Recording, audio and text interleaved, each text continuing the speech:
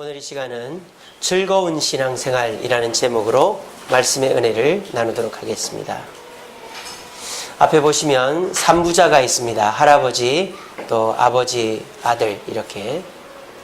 자, 이 세 사람은 공원에서 즐거운 시간을 보내고 있는데 이 세 사람이 느끼는 시간의 속도는 다릅니다.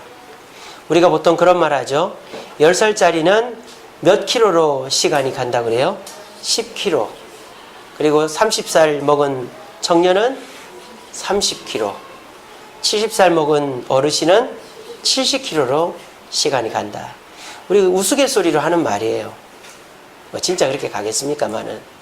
근데 그걸 연구를 해보니까 진짜 그렇더라는 거예요. 사람이 체감하는 것이. 어떤 대학에서 20대 여러 명하고 60대 여러 명을 모아가지고 연구를 했어요. 스탑워치 아시죠? 이렇게 초시계를 다 주고는 시작 한번 누르시고 본인이 생각할 때 3분이 됐다 생각할 때 멈추세요. 이렇게 한 거예요. 그래서 20대가 먼저 했습니다. 그래서 20대들이 시작하니까 딱 눌렀어요. 째깍 하다가 자기 생각에 3분이 됐다 할 때 딱 멈췄단 말이에요. 그 20대들의 스탑워치의 시간을 평균을 내보니까 몇 분에 멈췄느냐? 3분 3초에 멈췄답니다. 그러니까 거의 정확하게 멈춘 거죠.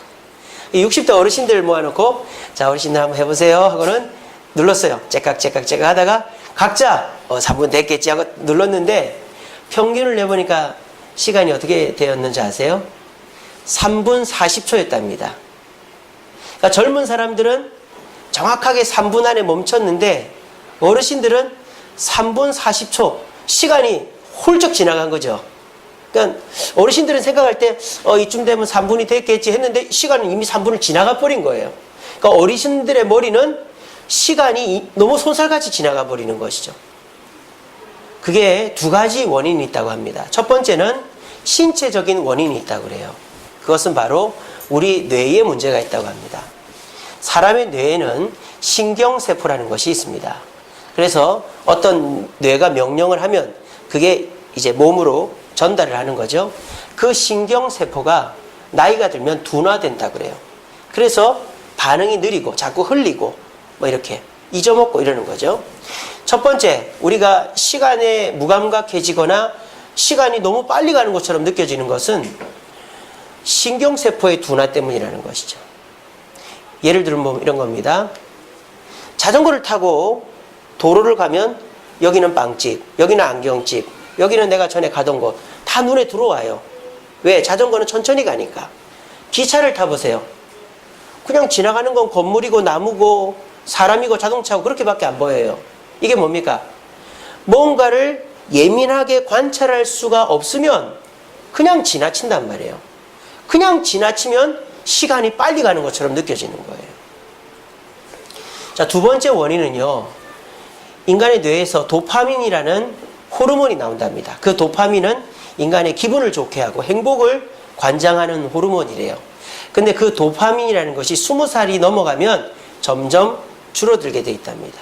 그러니까 사람이 무감각해지는 거죠. 어린애들은 와, 이것도 재밌다, 이것도 맛있다, 이것도 좋다 이런단 말이에요. 제가 우리 그 아이들을 데리고 가게에 가서 과자를 사주면 저는 항상 고르는 것만 골라요. 제가 좋아하는 거. 전 과자도 잘 안 먹지만 고르는 것만 고른단 말이에요. 근데 저희 집에 애들은 어제는 이거 먹었으니까 오늘은 이거 먹어볼까? 이러는 거예요. 그러니까 애들은 이것도 해보고 저것도 해보다 보니까 다양하게 경험하다 보니까 이제 시간이 천천히 가는 거죠. 그리고 재미가 있는 거예요. 근데 어른들은 맨날 하던 것만 하고 보는 것만 보고 가던 데만 가고 세워라 내워라 이러니까는 별 재미가 없는 거예요. 그런 것들은 우리 신윤아 입사님 재밌습니까? 우리 고태훈 입사님 재밌죠, 그죠? 동해 번쩍 서해 번쩍 뭐 진주에서 올라오시고 얼마나 재밌습니까, 그죠? 자, 그래서 우리가 시간을 나이가 들수록 빨리 느끼는 것은 신체적인 원인이 첫 번째고 두 번째는 뭐냐? 환경적인 요인이라는 거예요. 그것에 대해서 TV 프로그램 중에 어쩌다 어른이라는 그 프로그램에서 이 교수님이 그런 얘기를 하더라고요. 이 교수님은 김경일 교수인데 수원에 가면 아주대학이라고 있습니다. 아주대학교 심리학과 교수예요. 이분이 뭐라고 얘기를 했냐면은 나이가 들면 경험의 횟수가 줄어든다는 거죠. 경험을 잘 안 하려고 그러고 할 경험이 별로 없어요. 그러다 보니까 다양한 경험을 하지 않으니까 사람이 시간이 빨리 가는 것처럼 느껴진다는 거예요. 저희 아버지도 시골에 계실 때에는 뭐 혼자 일어나가지고 밥 먹고 그냥 산책하다가 집에 와서 밥 먹고 자고 이러니까 하루가 어떻게 지나갔는지를 몰라요. 뭘 하고 지나간지를 몰라요. 근데 서울에 오시니까 애들이 할아버지 여기 가요. 할아버지 일어나. 할아버지 이것도 먹어봐. 할아버지 이것도 해봐. 저것도 해봐. 이러니까는 애들 등살에 이것도 하게 되고 저것도 하게 되고 그러니까 정신이 없는 거예요. 제가 전에 얘기했죠. 사람은 나이가 들수록 어떻게 해야 된다? 정신이 없어야 돼요. 여러분 나이가 들수록 정신이 없어야 됩니다. 그래야지 시간이 천천히 가지. 정신을 바짝 차리고 있으면 시간이 정말 빨리 가버려요. 이상하죠, 그죠? 정신을 차리고 있는데 시간이 왜 빨리 갈까요? 빨리 갑니다, 진짜. 아무 정신이 없어야 야 시간이 어떻게 참 다양한 경험들 하니까 시간이 천천히 가는 것처럼 느껴지는 거예요. 그러니까 인간이 이런 환경적인 요인 때문에 무미건조한 생활을 하다 보면 그냥 시간이 천천히 가는 거예요. 빨리 가버리는 거예요. 요즘에 젊은 사람들도 마찬가지입니다. 요즘에 청년 실업률이 거의 10%에 가까이 육박하다 보니까 요즘은 그냥 집에서 노는 청년들이 그렇게 많다 그러네요. 그러니까 집에서 노는 청년들은 어떻습니까? 아침이 됐는지 밤이 됐는지 몰라요. 여름인지 겨울인지 몰라요. 그냥 자다가 일어나서 밥 먹고 게임하다가 TV 보다가 또 자고 그러니까 어이구 언제 여름이 됐지 어이구 언제 겨울이 됐지 이러는 거죠. 나이가 많거나 적거나 환경적으로 다양한 경험을 하지 않으면 시간은 쏜살같이 지나가 버리는 거예요. 오늘 이 자리에 계신 분들은 이번 한 주간 어떻게 보내셨습니까? 어이구 월요일이 엊그제 같은데 벌써 토요일이네 이렇게 보내셨습니까? 그럼 우리는 다양한 경험들을 못하고 지내온 것입니다. 그렇지만 여러분들이 시간을 보낼 때 다양한 것들을 해나가다 보면 시간이 쏜살같이 가는 게 아니라 내가 정해진 시간을 알차고 풍성하게 사용할 수 있게 되는 것입니다. 저는 신앙생활도 이와 비슷하다고 생각합니다. 어떤 사람은 신앙생활을 즐겁고 행복하게 합니다. 하지만 어떤 사람은 신앙생활을 억지로 지루하게 합니다. 무슨 차이가 있을까요? 같이 교회 다니고 같이 예수 믿는데 어떤 사람은 어이 또 주일이네 교회 가야 되겠네 이러는 사람이 있는가 하면 어떤 사람은 야 오늘 주일이다 오늘도 교회 가서 누구도 만나고 또 말씀도 듣고 기도도 하고 이러고 와야지 그런 생각들이 드는지 왜 그런 차이가 있을까요? 오늘 말씀을 들어보시면서 우리 인생에 있어서 신앙이 즐거워지려면 어떻게 해야 되는가 한번 생각을 해보시고 오늘 여기 앉아 계신 분들은 억지로 지루하게 신앙생활 하지 마시고 즐겁고 신나게 신앙생활 할 수 있는 저와 여러분들 되기를 간절히 바랍니다. 자, 오늘의 이야기는 요셉의 이야기입니다. 요셉은 12명의 아들 중에 11번째로 태어났어요. 아버지 사랑을 엄청 많이 받아가지고 다른 형제들은 다 그냥 보통 옷을 입고 있는데 요셉만 이렇게 색동 옷을 입고 있습니다. 근데 형제들에게 시기를 받아서 이집트의 노예로 끌려가요. 몇 살 때입니까? 17살 때. 요셉이 17살 때 형님들이 시기를 해가지고 구덩이에 빠뜨려 죽이려다가 이집트로 가는 상인들에게 팔아버려요. 17살 애가 얼마나 고생스러웠겠어요. 그래서 종으로 팔려갔습니다. 그래서 요셉은 죽을 고생을 다 하죠. 이집트 말을 합니까? 글을 합니까? 아무것도 모르잖아요. 그러니까 처음부터 다 배워야 되고 욕먹고 맞고 고생하고 그렇게 해가지고 보디발이라는 사람 집에서 인정을 받았어요. 근데 웬걸 그 아내가 요셉을 유혹을 하는 겁니다. 요셉 나랑 사귀자. 보통 사람 같으면은 그래 이 집의 여자 주인이니까 내가 이 여자만 내 것으로 만들면 이 집은 내 거야 이럴 수도 있는데 요셉은 나는 당신을 우리 주인이 당신도 이렇게 하라고 한 적이 없습니다. 그래서 거절을 했더니 이 여자 주인이 어떻게 해요?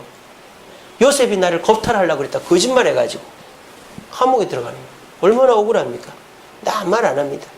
감옥에 있는데 감옥에 있는 사람들 중에서 요셉에게 꿈 해몽을 해달라고 그러는 거예요. 어떤 사람이 꿈을 꿨습니다. 야, 내가 말이야 포도나무를 키우고 있었는데 거기서 포도 세 송이를 꺾어다가 즙을 짜서 왕에게 갖다 바치는 꿈을 꿨어. 이게 무슨 꿈이야? 요셉이 기도해 보더니 그거는 말이죠, 당신이 3일 후에 다시 왕의 신하가 된다는 뜻입니다. 그리고 또 옆에서 나도 야, 내가 떡을 해가지고 말이야 머리에 이고 오는데 새들이 와서 쪼아 먹어버렸어. 이건 뭔 꿈이야? 예, 그거는 3일 후에 당신은 목이 달려 죽는다는 꿈입니다. 그래? 알았다. 그러고 이제 했는데 진짜 어떻게 됐어요? 술 맡은 사람은 풀려나고 떡 굽는 사람은 목이 매달려 죽은 거예요. 그랬는데 이 술 맡은 사람이 야, 내가 나가면 너 빼내줄게 했는데 빼내줬어요? 안 빼내줬어요? 안 빼내줬어요. 몇 년 동안이나? 2년 동안이나. 요셉은 마음만 안 합니다. 근데 왕궁에 변고가 생긴 거예요. 왕이 꿈을 꿨는데 뚱뚱한 소가 빼빼 마른 소에게 잡아먹히는 흉한 꿈을 꾸고 토실토실한 그 벽시가 그 벼가 그 빼빼 마른 벼에게 잡아먹히는 꿈을 꾼 거예요. 해석해봐라. 아무도 해석을 못하는 거예요. 근데 그때 술 맡은 관원장이 전화. 사실은요, 제가 감옥에 있을 때 제 꿈을 맞춘 놈이 있는데 그 놈이 아마 맞출 수도 있어요. 당장 데리고 와라. 그래서 얘기를 했더니 그건 말이죠, 7년 동안은 풍년인데 7년 동안이 흉년이 될 꿈입니다. 그랬더니 용하다. 네가 그 풍년과 흉년을 대비하라. 그래서 요셉이 뭐가 돼요? 예. 몇 살에? 30살에. 몇 년 동안이나? 13년 동안이나 고생을 했어요. 요셉이 30살에 총리가 됐다. 창세기 41장 46절에 나옵니다. 그리고 총리가 된 다음에 요셉은 엄청 바빴어요. 왜냐하면 이집트에 곡식이 많이 나는데 심지어 곡식이 더 많이 나는 거예요. 왜? 7년 동안 풍년이라 그랬으니까. 그러니까는 그 곡식을 요셉은 어떻게 해야 돼요? 다 뭐 해야 돼요? 사들여야 되는 거예요. 왜? 7년 흉년을 대비를 해야 되니까. 근데 그 곡식을 사들이면 다 어떻게 해야 됩니까? 저장을 해야 될 거 아니에요. 그럼 뭘 지어야 돼요? 창고를 지어야 되죠. 창고가 뭐 작겠습니까? 여러분, 그 이집트 왕자 2라는 영화, 요셉이라는 영화가 있어요. 그 영화 보면 실감이 나요. 우리나라 저 강남 가면 아파트가 엄청 많잖아요.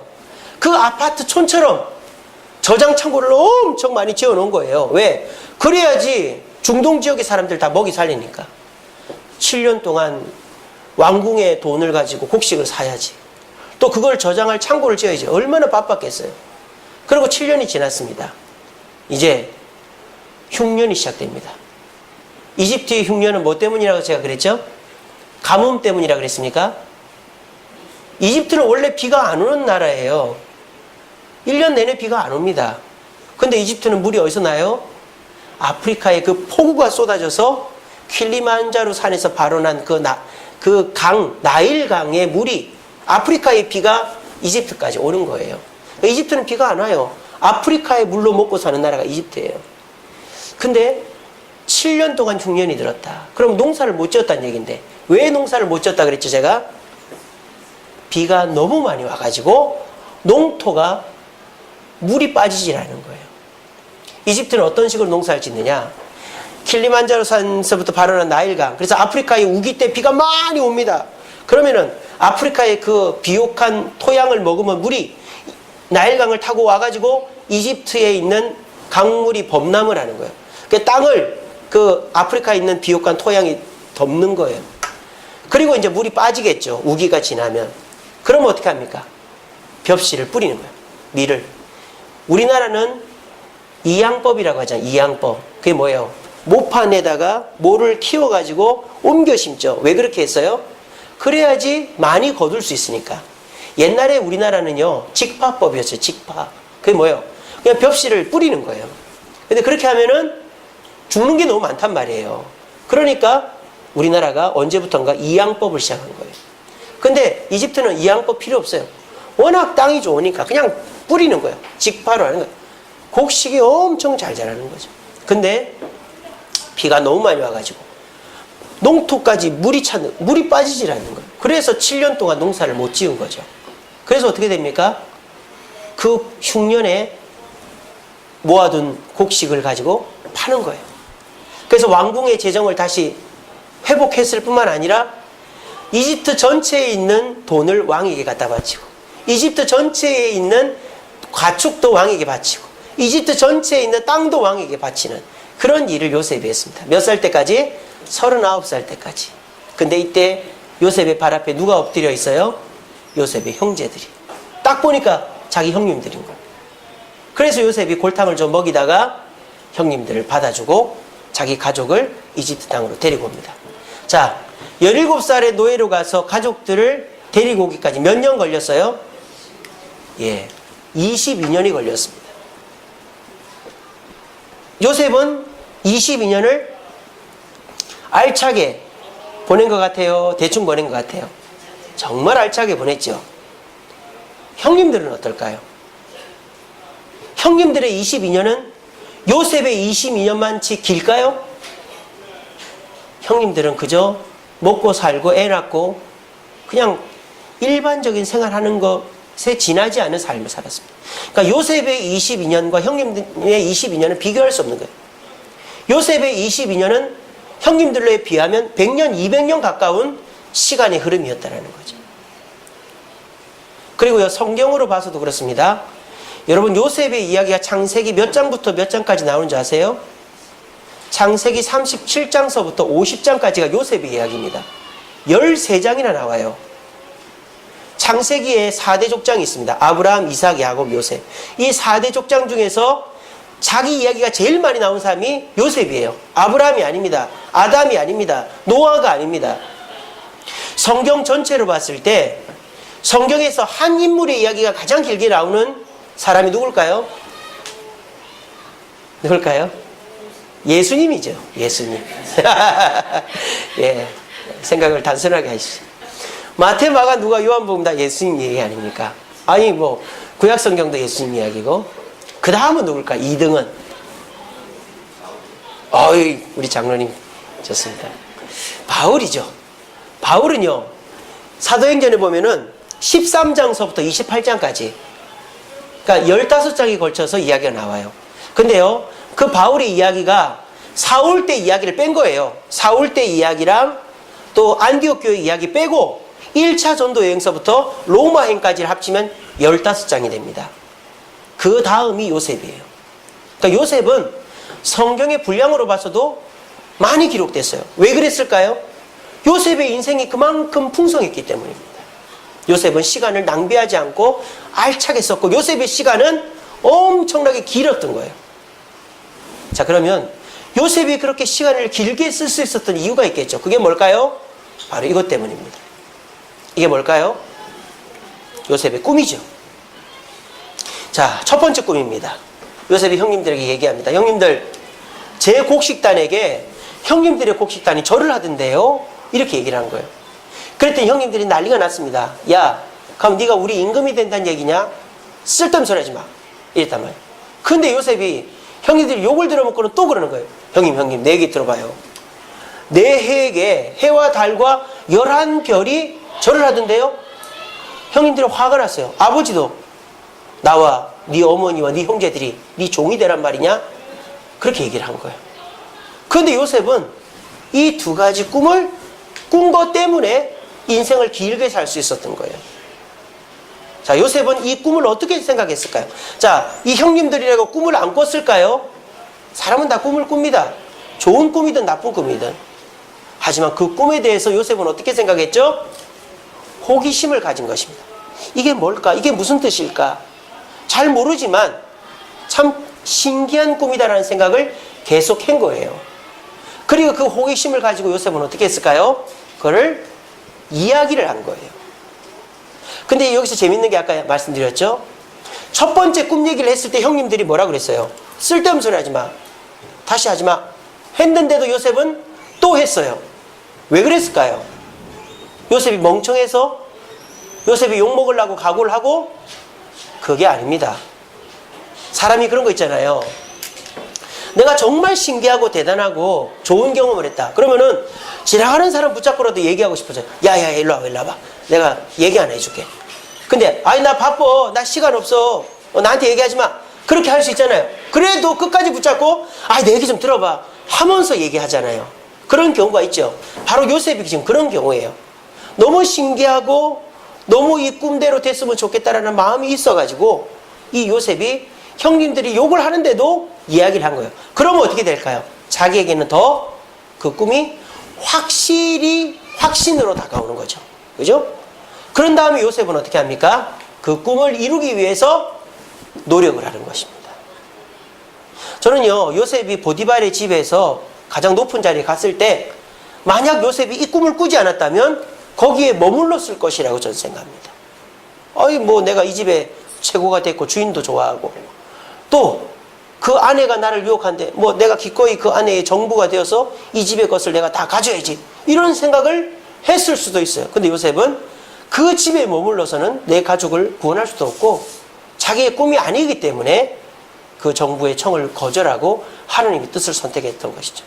그 부인의 청을 거절하고. 자, 요셉은 똑같은 꿈이지만 꿈에 대해서 호기심을 가지고 그 꿈을 사람들에게 얘기하고 꿈대로 살았더니 인생이 길게 느껴질 뿐만 아니라 보람 있고 즐거운 인생, 은혜로운 인생을 살았다는 거예요. 오늘날 하나님이 내려주시는 꿈과 같은 것이 뭘까요? 그렇죠. 말씀입니다. 과거에는 말씀이 없었어요. 선지자들이 전해주는 그 메시지가 말씀이었죠. 그런데 하나님께서 그 메시지들을 다 기록을 해서 이렇게 66권을 한 권의 책에 정리하게 해주셨습니다. 이제는 하나님은 꿈이나 환상이나 계시나 이런 걸로 우리에게 뜻을 주시지 않습니다. 예외적인 경우 어쩌다 한 번씩은 있을지 몰라도 이제 그런 일은 없다고 보시는 게 옳습니다. 그래서 우리가 이 말씀을 어떻게 대하느냐에 따라서 우리의 신앙생활이 즐겁고 우리 인생이 길게 느껴질 수 있다는 거예요. 첫째로 말씀을 들을 때 호기심을 갖고 듣는 거예요. 여러분, 호기심을 갖고 들으려면 어떻게 될까요? 그 말씀과 나와의 연관성을 찾아야 됩니다. 나와 전혀 상관없는 이야기는 호기심 자체가 느껴지지를 않아요. 그래서 요즘에 목사님들 설교할 때 예화로 쓰는 것들을 영국 어떤 사람, 미국 어떤 사람 그런 예화 안 됩니다. 왜? 너무 옛날 이야기잖아요. 여러분들한테 실감이 안 되잖아요. 그러니까 요즘은 다들 예화를 오늘날 언제 있었던 이야기. 저도 오늘 설교 시작하기 전에 우리나라 방송에서 하던 얘기를 예화로 들잖아요. 그래서 사람들이 좀 더 피부로 다가오니까요. 이처럼 사람은 나와 관련된 것을 호기심을 갖게 되어 있습니다. 제가 지난번에 삭개오 설교했었어요. 삭개오는 어떤 태도를 갖고 있었다? 예수님이 지금 나를 부르시는 것에 직접적으로 반응했다는 것입니다.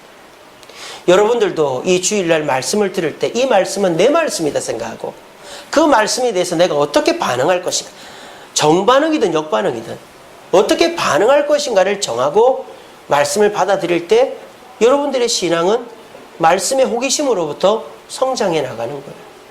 두 번째는 어떻게 될까요? 그 들은 말씀을 이야기해야 되는 거예요.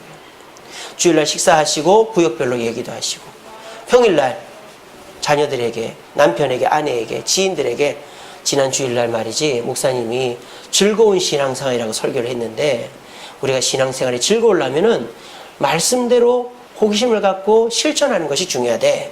이런 얘기를 하는 거예요. 그러면 어떻게 될까요? 그게 내 머릿속에 남게 되고 그것을 기억하게 되는 것입니다. 그래서 여러분 주일날에 말씀의 제목이라도 여러분 꼭 좀 기억했으면 좋겠어요. 그렇게 해서 여러분들이 말씀을 다 기억을 못한다 손치더라도 제목을 기억하면 내용이 전반적으로 기억이 나거든요. 그렇게 되면은 여러분들이 그 말씀을 실천할 수 있게 되는 것이죠. 그래서 두 번째로는 내가 들은 말씀에 대해서 남들에게 얘기하고 그리고 그 말씀을 실천하려고 애를 쓸 때 우리는 말씀이 내 삶을 이끌어가는 것들을 느끼게 되어지는 것입니다. 그럴 때 우리는 신앙생활 자체가 재미가 없고 몸이 건조한 것이 아니라 즐거운 신앙생활을 할 수 있게 되어지는 것입니다. 오늘도 이 억수같이 쏟아지는 비를 뚫고 오신 여러분들은 참으로 하나님께서 기뻐하시고 정말 칭찬하실 분들이라고 저는 생각합니다. 그런 저와 여러분들이 억지로 신앙생활하고 또 지루하게 신앙생활 하지 않으려면은 말씀을 귀담아 들어야 됩니다. 그리고 그 말씀이 내 말씀이다라고 생각해야 됩니다. 그리고 그 말씀을 일주일 동안 자꾸 곰곰이 따져보고 생각해 봐야 됩니다. 그리고 그 말씀대로 살려고 애를 써야 됩니다. 그럴 때 여러분들은 신앙생활이 재미가 있는 거예요. 아유, 벌써 주일이네, 교회 가야 되네. 이게 아니라 이번 주일에는 또 어떤 말씀을 주실까? 그 말씀 붙잡고 한 주간 살아봐야지. 이런 생각을 할 때 우리의 신앙생활은 점점 하나님의 은혜가 넘치고 내가 생각지 못했던 일들이 일어나고 변화가 되어져서 기쁜 신앙생활을 하게 되어지는 것입니다. 부디 오늘 이 말씀 꼭 기억하시고 무미건조한 신앙생활, 억지로 하고 지루한 신앙생활 하지 마시고 말씀을 귀담아 듣고 마음이 새기고 이야기하고 실천함으로 신앙의 즐거움과 행복을 맛볼 수 있는 저와 여러분들 되시기를 간절히 바랍니다. 말씀을 맺겠습니다. 아까 김경일 교수가 하는 말 중에 이런 말이 있습니다. 똑같은 80살이지만 어떤 사람은 100살, 120살로 느끼는 사람이 있고 어떤 사람은 60살, 50살로 느끼는 사람이 있다 그러더라고요. 저는 그게 맞다고 생각해요. 요즘은요 장수하지 않습니까? 80살까지 살죠. 근데 과연 요즘 사람들이 체감하는 연령이 80살일까? 어떻게 생각하세요? 요즘 나이 드신 분들 중에 병원에 누워 계신 분들이 많습니다. 그런 분들에게 80살이 의미가 있을까요? 예전에 60만 넘으면 오래 살았다 그랬어요. 그죠? 환갑이라고 그러지 않습니까? 60만 넘어도 오래 산 사람들의 인생은 저는 체감하는 것을 길다고 생각합니다. 얼마나 인생이 길겠어요. 어렵게 살고 자녀들 낳고 키우고 자리 잡고 하느라고 정신없이 보내는 것이죠. 그러다 보니까 예전에는 60을 살아도 80, 100살 같이 살았지만 지금은 100살을 살아도 60같이 못 사는 거예요. 요즘 또 퇴직을 50살 중후반에 다 하잖아요. 그러니까 그때서부터 시계는 멈춰버리는 거예요. 너무너무 지루한 생활이 시작되는 거예요. 노는 것도 한두 달이고 1년, 2년이지. 그러니까 사람들이 노니까 더 힘들어지는 것이죠. 사람에게 있어서 80살을 사는 게 중요한 게 아니라 그 80살을 어떻게 사는가가 중요한 거예요. 그래서 이분이 하는 말이 이거죠. 좋은 경험을 하려고 하지 말고 다양한 경험을 하면 80살이 100살도 되고 120살도 된다는 거예요. 우리가요, 아까도 말씀드렸지만 나이가 들면 어떻습니까? 먹던 것만 먹고 보던 것만 보고 타는 것만 타고 쓰는 것만 쓰고 만나는 사람만 만납니다. 그러면 어떻게 되는지 아무 할 말이 없어요.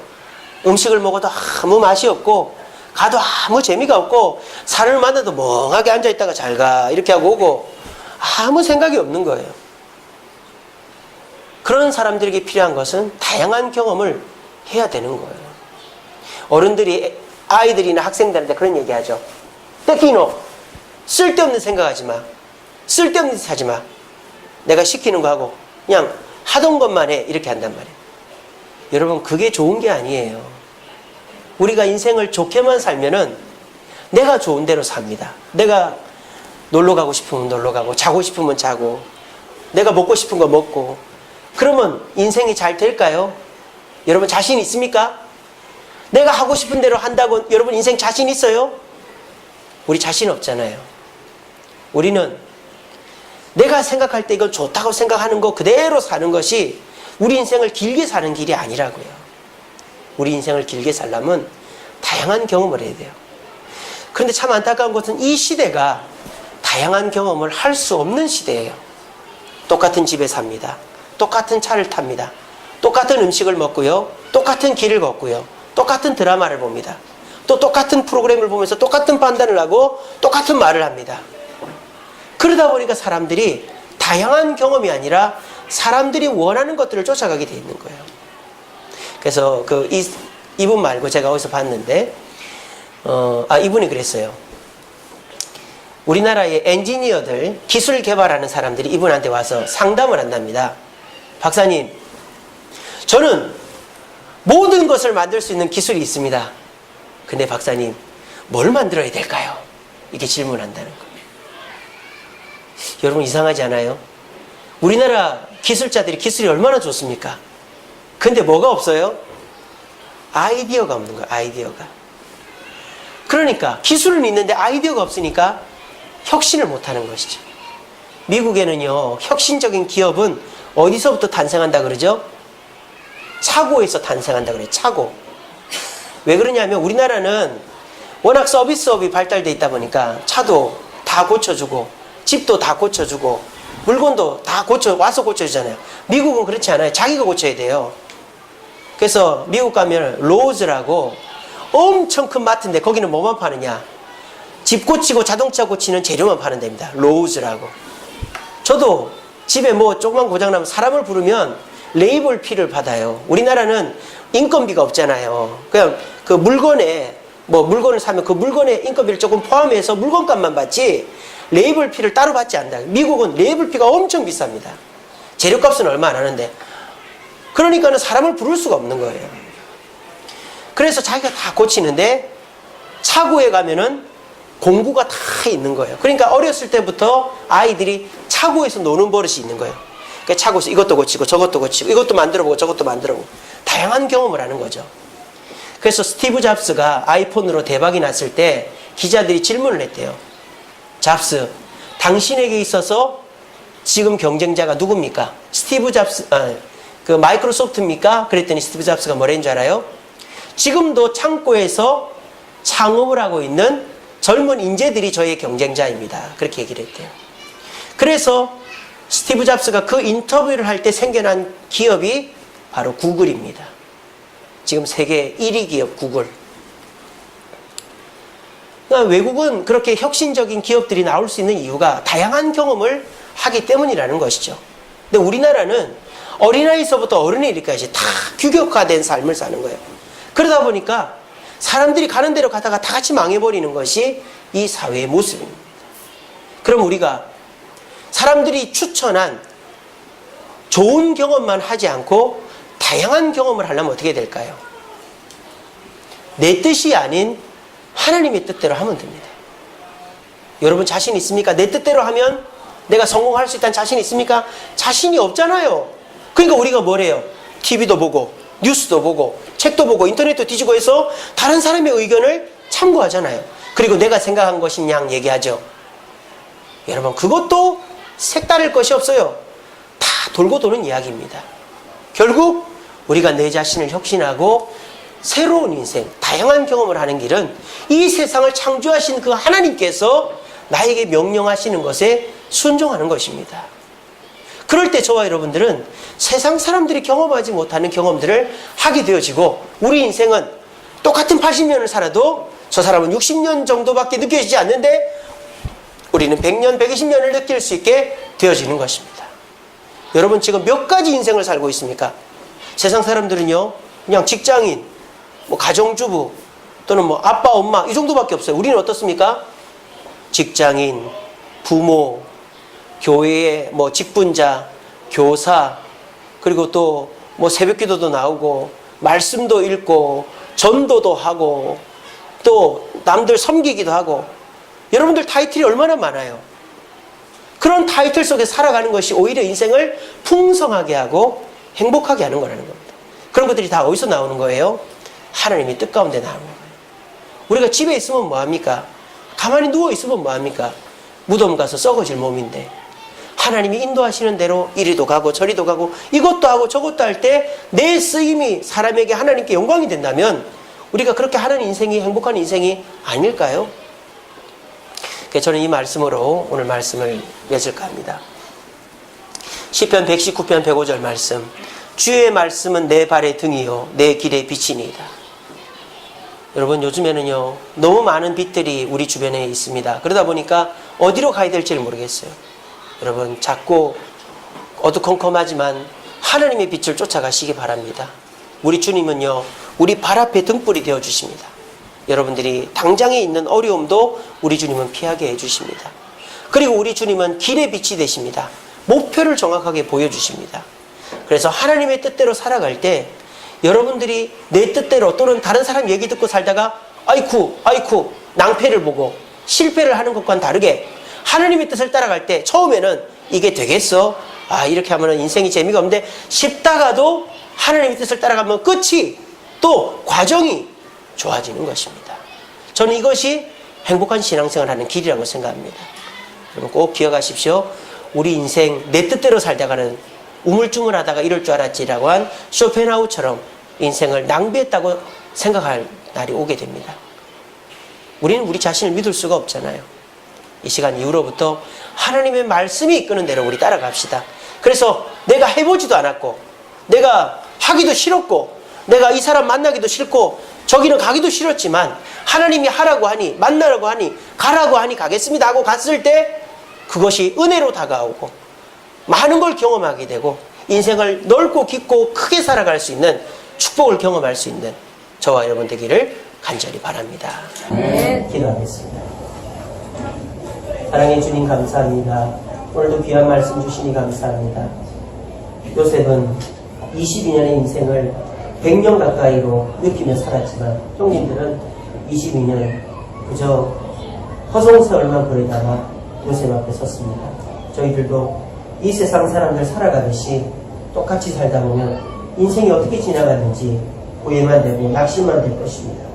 하지만 우리가 지금부터라도 하나님께서 우리에게 주시는 뜻대로 살아가서 우리 인생을 다양하고 풍성하게 살아서 하나님께 영광이 되고 우리도 처음에는 당황스럽고 힘들지만 점점 갈수록 하나님 뜻에 감사하며 살아갈 수 있는 우리의 삶이 될 수 있도록 도와주시옵소서. 예수님 이름으로 기도합니다. 아멘. 찬송가 197장 찬양하시면서 예물 드리겠습니다.